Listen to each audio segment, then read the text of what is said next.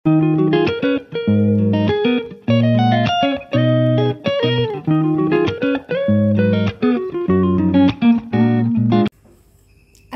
আলাইকুম, টুম্পাস হেভেন থেকে আমি টুম্পা আছি আপনাদের সাথে। আজকে আমি রান্না করব সবজি নুডলস রেসিপি।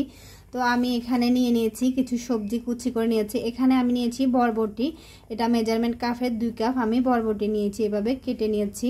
আর এখানে নিয়েছি আমি মেজারমেন্ট কাপের 1 কাপ আলুগুলো এভাবে একটু কেটে নিয়েছি। আর এখানে নিয়েছি 2টি বড় সাইজের পেঁয়াজ, মেজারমেন্ট কাপে ছোট কাপে 1 কাপ হবে।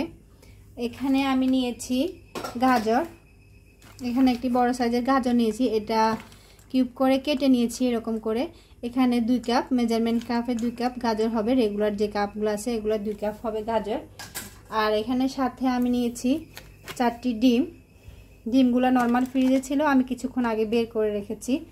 তো আর লাগবে আমার হচ্ছে কি টমেটো সস নিয়েছি একটা, এটা সবটা লাগবে না, একটু দিব। আর নিয়েছি আমি সয়া সস। আর এখানে নিয়েছি আমি 5টি এরকম নুডলসের প্যাকেট। তো আমি এখন এই নুডলসগুলো কেটে নিচ্ছি। আর নুডলসের প্যাকেটের ভিতরে যে মশলাটা আছে এই মশলার প্যাকেটটা একটু কেটে নিচ্ছি। কেটে আমি এগুলো একটু সিদ্ধ করে নেব, সিদ্ধ করে নুডলসটা পানিতে ঝরিয়ে নেব। কেটে এগুলো একটু ভেঙে নিচ্ছি, কিন্তু এটা পুরোটা এভাবে থেকে যায় তো বেশি লতা লতা হয়ে যায়, খেতে ভালো লাগে না। একটু ভেঙে নিচ্ছি এভাবে করে প্যাকেটটা। এখানে হচ্ছে আমি সবগুলো নুডলসের প্যাকেট এই যে এভাবে কেটে একটু ভেঙে নিয়েছি।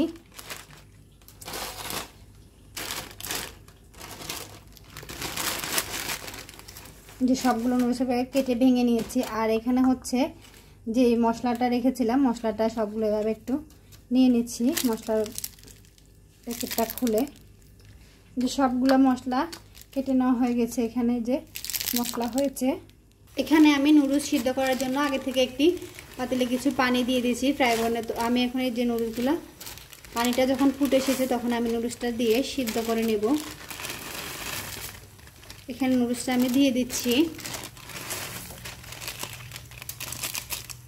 যে আমি এখানে সবগুলো নুডলস দিয়ে দিয়েছি, দিয়ে এগুলো একটু সিদ্ধ করছি। নুডলস সিদ্ধ করার ক্ষেত্রে নুডলসটা যদি আমরা বেশি সিদ্ধ করি তবে নুডলসের কিন্তু স্বাদটা নষ্ট হয়ে যায়, বা এটা যখন রান্না করে খুব বেশি ভালো লাগে না খেতে। তো অবশ্যই নুডলসটাকে খুব বেশি সিদ্ধ করা যাবে না, আবার একদম যে কম সিদ্ধ করা যাবে সেরকমও না। এটা ঘড়ি ধরে 5 মিনিট একটু সিদ্ধ করে নেব। 5 মিনিট সিদ্ধ করেছি, আমার এগুলো সিদ্ধ হয়ে গেছে। দেখিয়ে দিচ্ছি, চুলাটা বন্ধ করে দিই। চুলা যদি জ্বালিয়ে রাখি সেক্ষেত্রে হবে এটা আরও ওভার সিদ্ধ হয়ে যাবে। এই যে এটা সিদ্ধ হয়ে গেছে। আমি এখন এর পানিটা ঝরিয়ে এটা ঠান্ডা পানি দিয়ে ধুয়ে নিব। এই যে আমি নুডলসগুলো সিদ্ধ করে এর পানিটা ঝরিয়ে এটা ঠান্ডা পানি দিয়ে ধুয়ে নিয়েছি। কীরকম ঝরঝরে হয়েছে এটা একটু দেখিয়ে দিচ্ছি। এটা এরকম ঝরঝরে থাকবে, একটু শক্ত শক্তই থাকবে। এটা ফ্রাই করার সময় আর একটু কুকিং হবে, বেশি সিদ্ধ করলে ফ্রাই করার সময় আরও কুকিং হয়, তো পরে এটা খেতে ভালো লাগে না। আমি এখানে চুলায় একটি ফ্রাই প্যান বসিয়ে দিয়েছি নুডলসটা ভাজার জন্য। অপেক্ষা করছি ফ্রাই প্যানটা গরম হয়েছে কিনা দেখার জন্য। ফ্রাই প্যানটা গরম হয়েছে, আমি এখানে দিয়ে দিচ্ছি একটু তেল। একটু তেল দিয়ে দিলাম।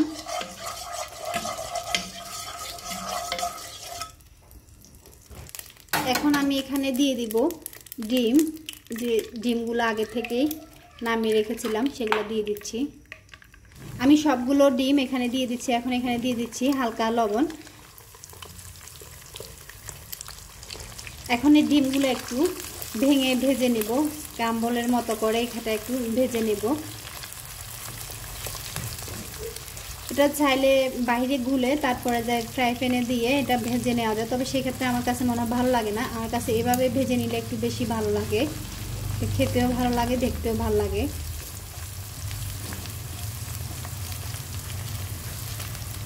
এই যে এটা ভাজা হয়ে গেছে, এটা বেশি ভাজবো না, বেশি ড্রাই করলে এটা কিন্তু খেতে ভালো লাগবে না, রাবারি হয়ে যাবে। আবার এটা যখন নুডলসের সাথে দিব তখন কিন্তু আবার কুক হবে। আমি এটা উঠিয়ে নিচ্ছি। সবগুলো ডিম উঠিয়ে নিয়েছি। এখন এখানে দিয়ে দিচ্ছি আর একটু তেল। এখানে হচ্ছে এখন নুডলস আর সবজিটা ভেজে নেব। তেলটা গরম হয়ে গেছে, আমি এখানে প্রথমে দিয়ে দিচ্ছি পেঁয়াজগুলা। পেঁয়াজটা দিয়ে আমি হালকা একটু ভেজে নেব, খুব বেশি এটা ভাজবো না, কারণ আমি সবজি যে ভাজবো সবজির সাথে পেঁয়াজগুলো ভাজা হবে। আমি এখানে বাকি সবজিগুলো দিয়ে দিচ্ছি, দিয়ে দিলাম আলু আর সাথে বরবটি দিয়ে দিচ্ছি, এখানে গাজর, সবগুলো সবজি আমি এখানে দিয়ে দিচ্ছি। দিয়ে এগুলো আমি একটু ভেজে নেব। এগুলো কিন্তু আমি লো আছে ভাজবো না, লো আছে ভাজলে সবজির কালারটা নষ্ট হয়ে যাবে, আর সবজির কালার নষ্ট হয়ে গেলে স্বাদটা নষ্ট হয়ে যাবে। আমরা যখন চাইনিজ রেস্টুরেন্টে যে সবজি বা নুডলসটা খাই বা নুডলসে, তখন ওরা যে সবজিটা ভাজে ওরা কিন্তু এটা হাই আছে রেখেই ভাজে। এটা চুলার আঁচটা বেড়ে রাখে ভাজতে হবে, আঁচটা বাড়িয়ে রেখে আমি এটা ভেজে নেব। আমি এই সবজিগুলা চুলার আঁচটা বাড়িয়ে রেখে 5 মিনিট একটু ভেজে নিচ্ছি। ক্যামেরাটা অফ করে দিয়ে আমি এটা ভেজে নিয়েছি। আর হচ্ছে এখানে মনে হচ্ছে সবজি একটু বেশি লাগতেছে। হ্যাঁ, সবজিটা আমার কাছে একটু বেশি দিলে দেখতেও ভালো লাগে, খেতেও ভালো লাগে। আর অনেক সময় হয় যে কি আমাদের বেবিরা থাকে, ওরা কি করে সবজিটা কিন্তু খেতে চায় না। যদি এভাবে করে একটু নুডলসটা ভেজে দেন, সেক্ষেত্রে হবে যে নুডলসটা যেরকম কালারফুল লাগবে, ওরা যে নুডলসের সাথে সবজিটা কখন খাবে সেটা বলতে পারবে না। তো এই নুডলসটা একটা হেলদি নাস্তা হিসাবে এই যে সবজিগুলো অ্যাড করার কারণে হেলথ বেনিফিটটা কিন্তু অনেকটাই বেড়ে যায়।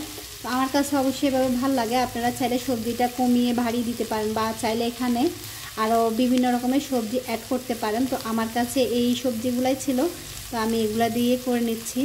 তো এখানে হচ্ছে যে কি এই পর্যায়ে চাইলে এখানে যদি কাঁচামরিচ ইউজ করতে চান, কাঁচামরিচটা ব্যবহার করতে পারেন ঝালের জন্য। আমার ঘরে যেহেতু ছোট বেবি আছে, তো আমি এখানে কাঁচামরিচটা ইউজ করতেছি না ঝালের জন্য। আমি নুডলসের যে মশলাটা আছে সেটা আর সয়া সস, টমেটো সস যে দিব, ওগুলোর ভিতরে যে একটু ঝাল থাকে, টমেটো সসে ঝাল থাকে, আবার নুডলসের মশলাটা কিন্তু একটু স্পাইসি হয়। তো আমি আর কিন্তু কোনো বাড়তি লবণও এখানে ব্যবহার করব না, সয়া সসে কিন্তু লবণ থাকে, তো সেই কারণে আর লবণও ব্যবহার করব না, আর ঝালও ব্যবহার করব না। আপনারা যদি ঝালটা পছন্দ করেন বা বড়দের খাওয়ার জন্য বানান, তো সেই ক্ষেত্রে অবশ্যই একটু স্পাইসি খেতে চাইলে এখানে 4-5টা কাঁচামরিচ বা যে যেরকম ঝাল খেতে চান সেই অনুযায়ী কিছু কাঁচামরিচ এখানে অ্যাড করে দিতে পারেন। আমি এগুলো মোটামুটি কিছুক্ষণ ভেজে নিয়েছি, এগুলো প্রায় ভাজা হয়ে গেছে। এখন এখানে আমি দিয়ে দিব নুডলসের মশলাটা দিয়ে দিলাম, দিয়ে দিচ্ছি এখানে সয়া সস দিয়ে দিচ্ছি 2 টেবিল চামচের মতো, এখানে দিয়ে দিচ্ছি টমেটো সস, এটাও 2 টেবিল চামচের মতো দিয়ে দিচ্ছি। এখানে দিয়ে দিচ্ছি 1 চা চামচ লেবুর রস, যেহেতু আমি এখানে সয়া সস ব্যবহার করছি, সয়া সস ব্যবহার করলে আমি একটু লেবুর রস দিই। তো এখানে সবগুলা দিয়ে আমি আবারও একটু ভেজে নিচ্ছি। রেসিপি ভালো লাগলে লাইক, কমেন্ট, শেয়ার করবেন, সাবস্ক্রাইব করে চ্যানেলের পাশে থাকবেন। আর যদি ফেসবুক পেজ থেকে দেখে থাকেন, অবশ্যই পেজটাকে ফলো দিয়ে রাখবেন।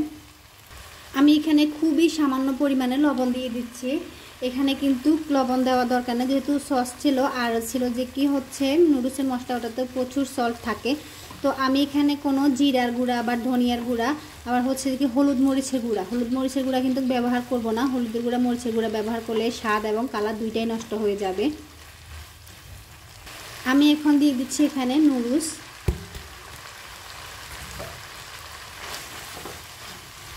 সিদ্ধ করা নুডলসটা এখানে আমি দিয়ে সবজির সাথে ভালো করে একটু মিশিয়ে নেব।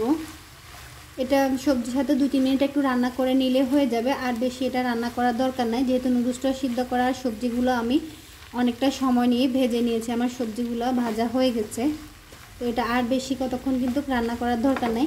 সবজিটা অনেক বেশি লাগলেও যখন নুডলসের সাথে অ্যাড করি তখন কিন্তু আর সবজিটা খুব বেশি লাগে না।